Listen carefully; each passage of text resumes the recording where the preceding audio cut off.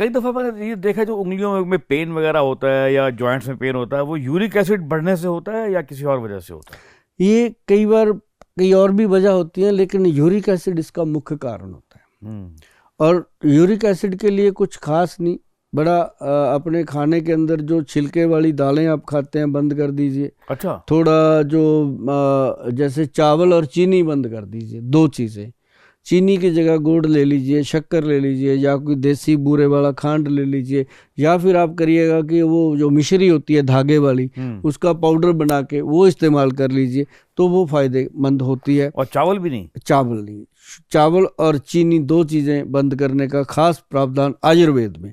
अगर आप छोड़ेंगे आपको पता चलेगा कि सचमुच यूरिक एसिड को कंट्रोल करती हैं ये चीज़ें। और अगर आप जो लोग नहीं कर सकते कुछ भी, उनके लिए हमारे वैद्य जी बनाते हैं यूरिक एसिड कंट्रोल कैप्सूल। सीधा नाम भी आपने ऐसे रखे हैं। सीधा जी, सीधा, मतलब देसी नाम याद रह जाए, यूरिक एसिड कंट्रोल कैप्सूल। तो ये जो कैप्सूल है, इसका हम सिर्फ कहते हैं कि 30 डेज ले लो पहले, और उसके बाद 2 महीने और 3 महीने जिसने कंप्लीट इसको ले लिया, वो कहीं भी जाके पूरी ज़िंदगी भर लैब टेस्ट करवाता रहे, यूरिक एसिड नहीं आता। ये इस तरह से उसको मतलब रूट से कंट्रोल कर देता है। और यूरिक एसिड के लिए यूरिक एसिड कंट्रोल कैप्सूल बहुत फ़ायदेमंद है। और इसके साथ साथ हम देते हैं, वो क्या आपको मैंने पहले भी एक बार इंट्रोड्यूस किया था, पंचम हल्दी। पंचम हल्दी जो है उसके अंदर अम्बा हल्दी है। अम्बा हल्दी जो है वो यूरिक एसिड को कंट्रोल करती है। और उसके अंदर काली हल्दी है, फिर उसके अंदर एक दारू हल्दी है, फिर उसके अंदर एक मतलब नॉर्मल हल्दी भी है, और जंगली हल्दी, मतलब 5 हल्दियों का ऐसा मिश्रण है जी।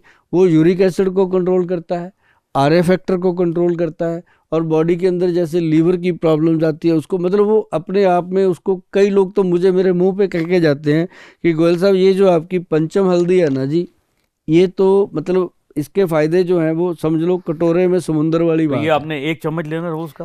नहीं जी, 1 चम्मच तो फिर बहुत गर्मी करेगा। अच्छा। इसका आधा चम्मच या फिर 2 चुटकी, बस ये इतना ही बहुत है। ये एक डब्बा 3-3, 4-4 महीने ख़त्म नहीं होता। अगर बड़ी फैमिली है तो 1 महीने में ख़त्म होता है। और जिस घर में भी ये गया है ना जी, बहुत चुस्ती फुर्ती आने लगती है, तंदुरुस्ती आने लगती है, शरीर की थकावट दूर हो जाती है, और बहुत सारी चीज़ों में ये फ़ायदा करता है। मेरे एक अच्छे दोस्त हैं, तो उनके घर में एक दिन गया तो वो सांस वाली मशीन लगा के लेटे हुए थे। तो ऐसे मैं घबरा गया देख कर, ऐसे कुछ सांस ले रहे थे। मैंने पूछा बाद में, मैंने क्या है? बोले मुझे अस्थमा हो गया है। तो मैंने कहा कोई दवाई ववाई नहीं है? बोले ये दवाई है, अस्थमा एक तरह से ब्रीदिंग हेल्प करती है। अस्थमा में कुछ है आयुर्वेद? जी आप लेके जाना उनके लिए, मैं आपको दूंगा। थैंक यू बोलेंगे वो आपको। मैं सच बोलता हूँ कि एक ना हमारे जो बनते हैं अज़मा ग्रीन कैप्सूल जो है हमारा, ये बहुत सारा मतलब जैसे यूके है, यूएस है, कनाडा है, इन देशों में बहुत प्रॉब्लम है क्योंकि वहाँ ठंड बहुत रहती है। और अब इधर भी हो गई क्योंकि यहाँ पोल्यूशन बहुत हो गया, और उसके कारण ना ये बहुत बड़ा प्रॉब्लम हो गया अस्थमा का अटैक जब आता है, इंसान ऐसे पंप लेता है या तो, है ना, तो वो जो पंप को अगर आप चाहते हो कि 7 डेज के अंदर अंदर पंप छूट जाए, तो उसके लिए अज़मा ग्रीन कैप्सूल है जो हमारे वैद्य जी ने बनाया। ये एक अपने आप में ही बहुत बड़ी पावर रखता है, अज़मा ग्रीन। इसमें बहुत सारी चीज़ें डाली गई हैं, जैसे इसमें श्वास काश चिंतामणि रस डाला जाता है जो गोल्ड प्रेपरेशन में है।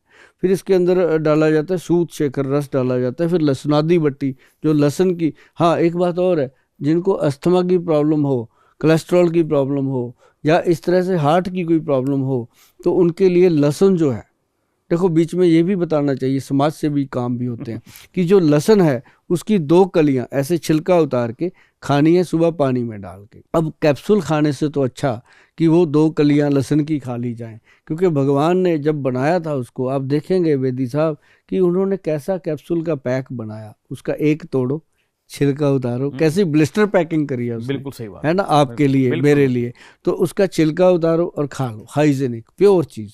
तो वो भी लोग नहीं कर पाते, फिर कहते हैं गोयल साहब कोई कैप्सूल गोली ही दे दो।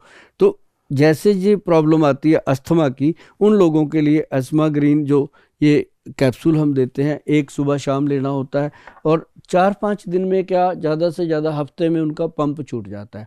और जिनको बहुत ज़्यादा सांस ऐसे होता है, तो ये जो मेडिसिन है आप देख रहे हो, इसका ये आधा कुछ और है, आधा कुछ और है, ये नीचे बैठ जाती है हाँ, दवाई। हाँ, तो इसको ऐसे शेक करके देना होता है। इसका 1 चम्मच पिला दो, कितना मर्जी वो व्याकुल हो रखा हो इंसान, तड़फ रहा हो सांस के लिए, तो उसको ये पिला दो, पंप की जरूरत नहीं पड़ती। इमीडिएट इसका इफेक्ट होता है। और आयुर्वेद की वो जड़ी बूटियां हैं जो सोच भी नहीं सकते इसके अंदर। वाह।